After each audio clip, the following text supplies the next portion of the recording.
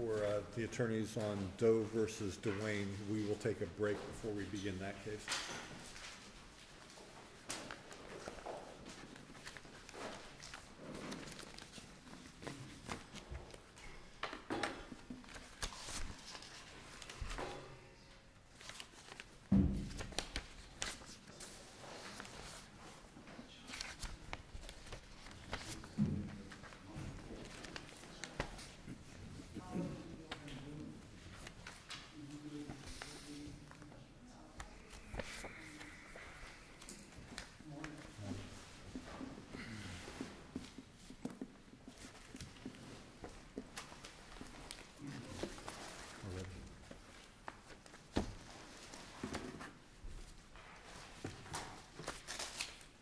Good morning. May it please the court. My name is Joel Eaton. I represent a young man by the name of Andrew Hall, who was standing on a sidewalk one night waiting for a friend when a drunk driver lost control of his vehicle, ran up on the sidewalk, hit a couple mailboxes and posts, and severed my client's leg. The blood alcohol level at the time of this drunk driver was 3 times the legal limit. He had had a half a bottle of Southern Comfort during the day. He went to a resort, Shepherd's Beach Resort, that evening, where he consumed, what in his words, 8 to 10 Long Island iced teas. Mr. Hall sued Shepherd's Beach Resort. There were 3 counts dealing with the sale of an excessive use of alcohol to Mr. West, the drunk driver. I have abandoned those 3 counts on appeal. There were 3 additional counts which charged Shepherd's Beach Resort with negligence in its conduct following the service of excessive alcohol to this gentleman. The defendant, Shepherd's, obtained a summary judgment in its favor. Our position here and the issue is whether, and we contend that there is, a duty owed by Shepherd's to this young man who lost his leg on the sidewalk from the drunk driver. That duty exists independently of the sale of the alcohol? Yes, Your Honor. Is it a temporal break that makes that distinction? I need to warn you, I've been practicing in this court for 40 years. I've reached mandatory retirement age. I do not hear as well as I used to. My hearing aids help a little bit, but if you'd speak up. Is it a temporal connection that makes this break between the sale duty and the subsequent duty they may have had not to let them drive? Well, it's not so much temporal separation as it is conduct independent of the sale of the alcohol itself. Remember, are you saying there is a duty that arises out of their duty to maintain the premises for security to prevent injuries to patrons? Yes, Your Honor. Well, my question then is, how can you avoid the cases that policies and procedures don't create a substantive duty? Because here we have someone testifying, I guess it was a manager, owner, testifying, security never lets a drunk driver leave the premises. Right. We don't escort them out and let them leave. We do other alternatives, but that's an internal policy. You obviously allege that this internal policy was violated in this case. And if this court will recognize a duty, that evidence is admissible on the standard of care. But I have not argued that the policy itself creates the duty. I'm going to argue to you that the duty arises in a couple different ways. Here's the facts, and we got to take them in a light most favorable to the plaintiff at this point and in this procedural posture of the case. We've got to take the worst case scenario, not what Mr. Cole has argued in his brief, which asked this court to absolve them on the facts. The worst case scenario is that this young man who came to Shepherd's drunk and had 8 to 10 Long Island iced teas, went to the bathroom, came out, couldn't stand up, he fell. The head of the security at Shepherd's came in and said, you and your friend have to leave or I'm going to call the cops. He then escorted Mr. West and his friend to Mr. West's car. He watched him get in the driver's seat. There were several other security people who followed, got around the car, yelled at them, get out of here, get out of here. There was some profanity exchanged. Mr. West drove off, and the rest is history. If Mr. West, in an intoxicated state, had walked to his car, got in, turned on the ignition, Shepherd's would have had no duty to stop him. Is that correct? I disagree, Your Honor, and that's why we're here. Okay. Tell Okay. me why. Incidentally, on those facts, there is a Fifth District case, which I believe, and I am confident in asserting, is legally and logically indistinguishable from this case. And in that case, an employee of the Disney World Company got drunk, went and got in his car out in the parking lot, and fell asleep. A security guard came up, told him to move his car. He said, "I'm too drunk to drive." The security guard told him, "Get out of here or I'll have you arrested." The kid tried to drive his car away, hit a lamppost somewhere, injured himself. Does it make a difference? In the Disney case, all this happens in a very short period of time. As I understand Mr. West's situation, he severely injured your client far away, long time after he leaves Shepherd's. Does that make a difference for the Disney case? It doesn't, but if I'll answer your first question first, I'll get back to that, because I think the answer to that is in the Kitchen versus Kmart case and the Calcabani case out of the First District. That's the landscape timbers that extended outside the window and hit the bicyclist. What the Fifth District said in Barty, in quoting Prosser on torts, which we all studied at law school, is that you don't have a duty to aid someone in peril. But once you take an affirmative act that makes the situation worse, then liability can arise from your conduct in that affirmative act. Now that language, incidentally, was quoted in a Supreme Court case, Henderson versus Bowden. This was the case in which the deputy sheriff pulled over a car. The kid driving it was drunk. There were some passengers. The sheriff told him to drive to a convenience store parking lot so that they could talk. And on the way to the convenience store parking lot, there was an accident which injured a passenger. And the Supreme Court said, on those facts, the deputy sheriff created a foreseeable zone of risk. Barty, if you buy the notion from Prosser, which is quoted in Henderson versus Bowden, that you don't have a duty to come to the aid of someone in peril, but once you do come to the aid of someone in peril and take some affirmative act that increases the risk of injury, then you can be liable for that. And that's my principal argument. But there is a more general proposition, of which I'm certain this court is aware, which was first articulated by Justice Kogan in McCain versus Florida Power Corp., and which has been repeated over and over and over again, and as recently as March by the Florida Supreme Court. And that is, you have a duty if your conduct creates a foreseeable risk or a foreseeable zone of risk to somebody else. And there is a sentence in McCain and in all of these subsequent cases, like Goldberg versus Florida Power Corp. And Kitchen versus Kmart, and I will quote it. It says, trial courts and appellate courts cannot find a lack of duty if a foreseeable zone of risk more likely than not was created by the defendant. That's pretty strong language. You cannot find a lack of duty if the foreseeable zone of risk was created by Shepherd's security people in this case. And the reason,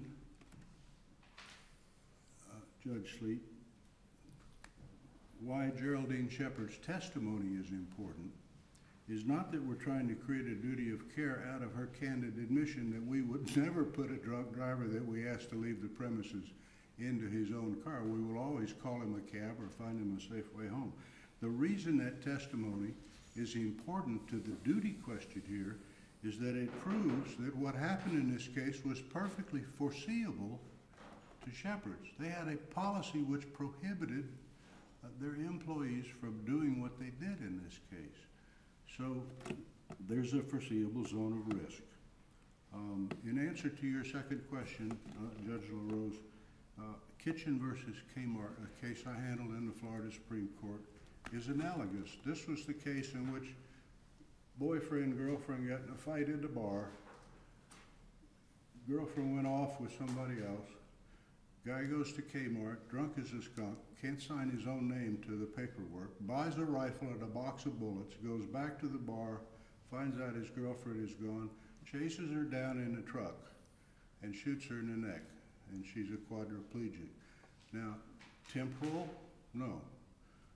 Close by? No. Long distance. Foreseeability extends beyond the narrow perimeters of the conduct that occurred. Foreseeability extends to the zone of risk that's created by the conduct. Now, Mr. Eaton, I don't have any difficulty understanding the foreseeability of what happened here, but how is that different from any other situation, whether it's a social host at a holiday party or a bar serving a patron, and the accident happens, the invitee leaves and is allowed to leave or is told to leave? Doesn't this effectively eviscerate the dram shop law if we were to rule in your favor, in your client's favor? that's the argument of the dissenting judge in the Barty versus Disney World case, and that's the argument that Mr. Cole's going to make to you, that the dram shop statute is broader than what it says, and that it prohibits not liability, not simply for the selling of excessive amount of alcohol, but all the conduct that occurs as a result of this drug. But Well, it does say that a person who sells or furnishes shall not become liable for injury or damage caused by or resulting from the intoxication. And isn't that precisely what we have here? And I understand you're trying to draw the distinction between furnishing the alcohol and ordering him to leave the premises, but doesn't everything that occurs flow from the intoxication of the driver? the key phrase is sells or furnishes, right? It doesn't say anything more than we can't be liable for selling the beverage that results in an injury. But there are at least a half a dozen cases I've cited in the brief involving restaurants and bars and even social hosts where one of them was a social host where he furnished the alcohol and the guy got drunk, but they let him lie next to a pool, if I remember the facts correctly, and he rolled into the pool and he drowned.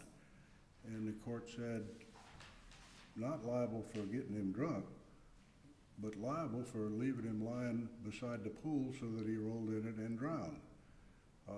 And there are a series of cases, 3 of which came out of the Supreme Court back when I was a young lawyer, involving negligent security. And recently, this court in the Bellevue case, of which this panel was not a part of, involved a situation where a woman came into a restaurant at closing time to pick up her girlfriend, the bartender. There were some foreign citizens who were really drunk in the bar. The guy that owned the bar was upstairs. The foreign citizens got in a fight with the young lady that came in to pick up the bartender. She wasn't even a patron. And this court held in the Bellevue case that the bar owed a duty of care to prevent these drunks from beating up this woman who had come in to pick up the bartender. Well, that's under a negligent security theory cause of action. Here we have, I mean, I appreciate this is a horrible accident, but it occurs 2.5 hours after he leaves the property and some 13 miles away. It seems that the Dram Shop Act is broad enough to cover this. the jury may very well decide that the distance and the time absolves the bar of responsibility, but you can't find the facts in this case at this appellate level. You're stuck with the facts, and it's up to a fact finder to determine whether to let Shepard's off the hook because of that distance and that time. Now, I'm not trying to be cute. Summary judgments are difficult things to grant properly in a negligence case. You've been told that over and over and over again. And I'm not the least bit reluctant to stand here and argue that there's a good policy reason for recognizing that the conduct of the security people in this case ought to be accountable in a justice system. Thousands of people are killed on the highways of this state every year. You and I could be the next. If this resort recognizes that it should not do what it did because somebody may get killed, why should the court be reluctant to say, you can get them drunk? Mr. Eaton, you're at 15 minutes. Do you wish to reserve any time for I'll rebuttal? reserve 2 or 3 minutes, Your Honor. Why should this court be reluctant to say, you can get them drunk if you want without accountability, but if you know they're too drunk to drive, and driving will be a criminal act which may kill somebody, and your own policy says, we won't put them in a car, we'll call them a cab, and they don't do it, you shouldn't be reluctant to say on those facts there was at least a duty of reasonable care. What if the driver refuses to get in the cab that is called, and he still wants to drive his car? What is a business host supposed to do?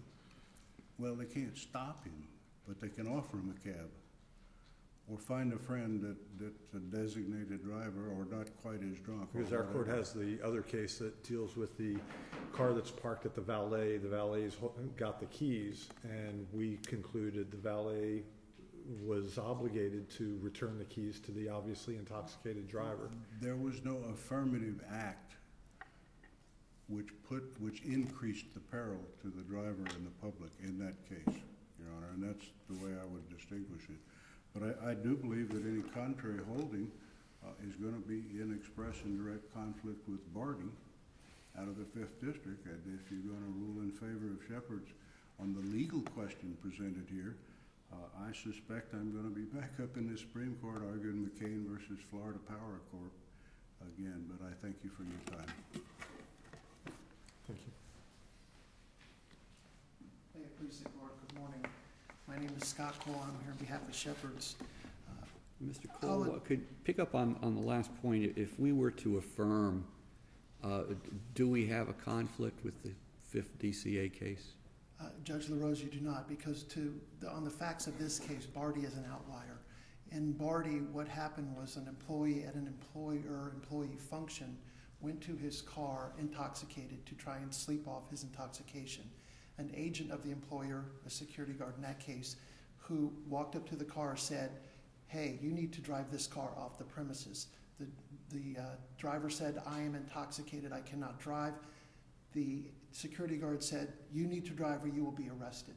That is absolutely not what occurred here. And as each member of the panel asked Mr. Eaton, that this duty in this case flows out of the consumption of alcohol. In fact, they pled it in their complaints on the negligent security counts. It all flows from the alcohol. But more importantly, in this case, factually speaking, unlike Barty, where the guard knew the person was in a car and was going to drive away, in fact, ordered him to drive away, was intoxicated, here, all the security guards did was order Mr. West off the premises. Well, but we don't know that from your perspective because the guards don't even recall the date of the incident. They don't even recall Mr. West. So what we have is the plaintiff's version of what occurred according to him and his witnesses. That's correct, Judge Sleet. But your security personnel had absolutely no recollection whatsoever, so they could testify neither way, whether we escorted them out or not. That's correct, and So there's a conflict in fact there. Our problem is creating a duty here. I completely agree with you. There is no duty. I was going to distinguish the additional facts of Barty, but I agree with the entire panel. There is no duty separate and apart from the Dram Shop Act. And as Judge Silberman indicated, and Judge LaRose, that was your first question to Mr. Eaton, this will eviscerate the act. Everything that flowed from this case was a result of him being served alcohol at Shepherd's. The legislature has spoken on this issue, in fact, made a very restrictive Dram Shop Act, which only allows 2 exceptions, none of which are found here. So I would agree with you, there is no duty here. In fact, Judge Sleet, when you asked Mr. Eaton, isn't this duty you're trying to get us to create based upon the owner's own testimony of this is what they normally do and don't do in these types of situations? He said no, but at the end of his argument, he, in my opinion, conceded that point, because he said that's why the court should reverse the summary judgment, because this was against Shepherd's internal policy. And as we all know, and as he admitted in his reply brief, policies and procedures cannot create a duty. But I'm just wondering, this is different. One of my hypos, he takes the key out of his own pocket, gets in his car, drives off. The security people have absolutely no obligation to stop him. That's absolutely correct. In fact, you asked counsel that question. And But here, I suppose one could understand the facts as the security people not only escort him out of the resort, but basically force him to get in his car and force him to drive away, thus, creating the risk that he's going to hurt this poor individual. I would disagree with that, Judge LaRose, and here's why. They told him, when they told him he had to leave the premises, they had no idea how he got there. And we're stuck, as Judge Sleet said, with the plaintiff's version of the facts. People come to Shepherd's by boat, they walk over from the adjacent hotel, they come by cab, they come by car, they come by friend. They didn't know that they were putting someone behind the wheel of a car at that point. And all they said to him, unlike in Barty, they said, you must leave this bar or we're going to call the police, according to their version of the facts. They then escorted him outside. When he got behind the wheel, and you asked this question, Judge LaRose, earlier, and Judge Silberman, this is what we had in the Weber case, which you said on that panel, there's nothing they can do to stop him. Once he gets behind the wheel of the car, they can't convert the keys, as the valet couldn't in Weber. They can't false imprison him or tackle him or restrain him from driving away, and they can't convert his vehicle. There's nothing they can do. What the plaintiff or the appellant would have this court do is make Shepherd's a police department and make them do field sobriety tests to determine who's too impaired to drive, and then restrain people or stop people or convert their vehicles in order to prevent them from driving. And Judge LaRose, you asked Mr. Eaton that question. If Mr. West walked outside on his own and put his key in his car, what could they do to stop him? There's nothing they could legally do to stop him. This is exactly what this court decided in Weber, and this is exactly what the court decided in Aguila, that there was nothing that the security guard in that case, where she basically kicked all the drunken college spring breakers out of the hotel and knew some of them were intoxicated. She can't stop them from going out into the parking lot and driving away. You can't do that here. Otherwise, we would be liable for conversion or false imprisonment. So they're putting us in that sort of a situation. So Judge LaRose, when we did escort him, according to their version of the facts, escort him around the vehicle and watched him get in the car and put the key in the ignition and drive, he still didn't have to drive away. The gentleman in the back seat, Lazaro, we have his testimony in the record. He says he was fine. He could have driven. They didn't even have to get in their car. They said get out of the bar. That's why it's different than Barty. They could have walked outside and called a cab. They could have walked home as their female friend did earlier in the evening. As you recall, they left her at the ID checkpoint when they were coming into the bar. They could have walked next door to the hotel. There's many things they could have done. Unlike Barty, they didn't say, get in your car, drive away, even though I know you're intoxicated, and get off the premises. They could have walked off the premises. There's many other things they could have done. That's why we see Barty as an outlier. And I agree with the entire panel that there's no duty created on these facts separate and distinct from the Dram Shop Act. It simply doesn't exist. There's no duty created by our internal policies and procedures, which they concede, and this will, again, and I'm repeating myself, eviscerate the Dram Shop Act, as you said, Judge Silberman. So there's really nothing in this case that leads us to have a duty here on these facts. And one other point I'd like to raise, Judge Sleet, you pointed this out as well. There are cases, and I will concede, that a temporal distance between the act and the breach of a duty sometimes does not cut that off. But in this particular case, let's look at the facts, again, viewing them in the light most favorable to the plaintiff. Mr. Lazaro was sitting in the back seat. Now, they're entitled to their view of the facts. We're required to look at the facts from their view, but they can't ignore other facts in the record that are undisputed. Mr. Lazaro was sitting in the back seat. He said that Mr. West did not appear intoxicated. He said he didn't slur his speech, and he said he drove him home fine.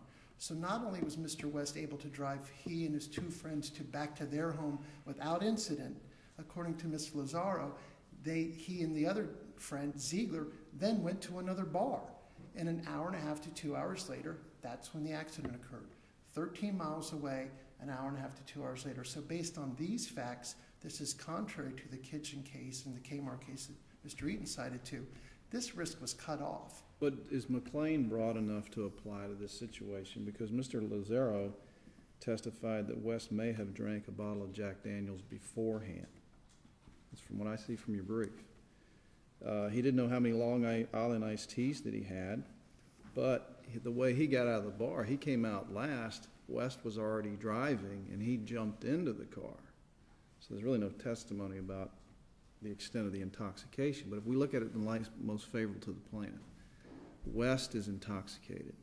He's intoxicated enough to fall down in the bathroom.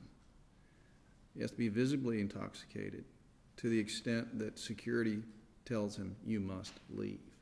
Now, with West's language in terms of the law creating a duty placed upon a defendant either to lessen the risk or take precautions to protect others, security escorts a visibly intoxicated patron who had fallen down in the bathroom to his car. And then according to the plaintiff, they surround the car, and someone had testified that he was ordered to leave.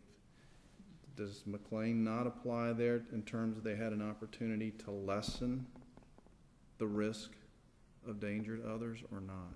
I would submit that it does not. And for the language that we find in the Aguila case, because Aguila says, and I'll quote from it, a legal duty does not exist merely because the harm in question was foreseeable. To the contrary, and they cite to McCain, it is clear from McCain that the defendant's conduct must create the risk. And any risk that we created here flows from the service of alcohol. That's why it's cut off by the Dram Shop Act. But I would also submit on the facts, we did not create the risk because we're stuck with, and I'll use your scenario, Judge Sleet, we're stuck with a visibly intoxicated person in a bar. What do? Do we leave them there to perhaps harm themselves in the bar or others in the bar enjoying themselves? Do we ignore them and let them walk out, as Judge Rose suggested, when they get in their car and put the key in? There's nothing we can do then. Or do we escort them outside and say, you have to leave the premises? That's what we did.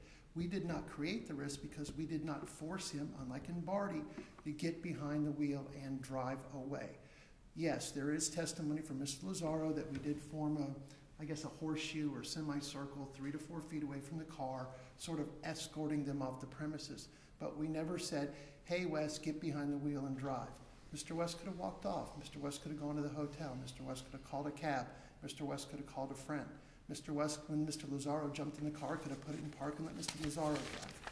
But again, as each member of the panel recognized when they were questioning Mr. Eaton, all of this flows from the service of alcohol. It's not only throughout their complaint, but it's in the 3 counts where they allege negligent security against the Shepherd's entities. And for that reason, if the court doesn't have any other questions for me, and for the reasons we discussed in our brief, we would request that the court affirm in all respects. Thank you. Mr. Eaton?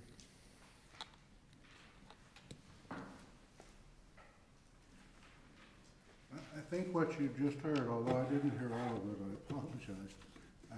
I may have to retire, is a jury argument. It's a very good jury argument. And there is no question in my mind that this drunk driver was the principal malefactor in this case. But as the Barty court said, if the conduct of the defendant contributed in some part, then he may be legally liable, if only for a small percentage of fault. And that's obviously what we're after here.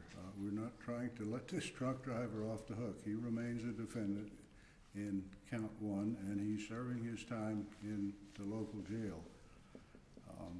The key here is that although Shepherds had no duty to come to the aid of this person that they sold 10 or 12 Long Island iced teas to without accountability, Once they took affirmative act, which made his situation worse, then and created a foreseeable zone of risk to other people on the highway, on the sidewalks, that a jury of their peers might find them negligent.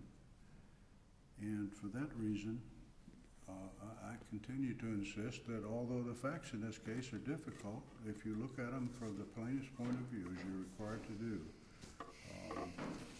the policy was, if you get so drunk that you get thrown out of Shepherd's, we were going to call you a cab, or at least offer you a cab. And they didn't do that. That's where the negligence was. It's possible that had they offered him a cab, called him a cab, he would have gotten that cab and this accident would never have happened. Thank you for your time. Thank you.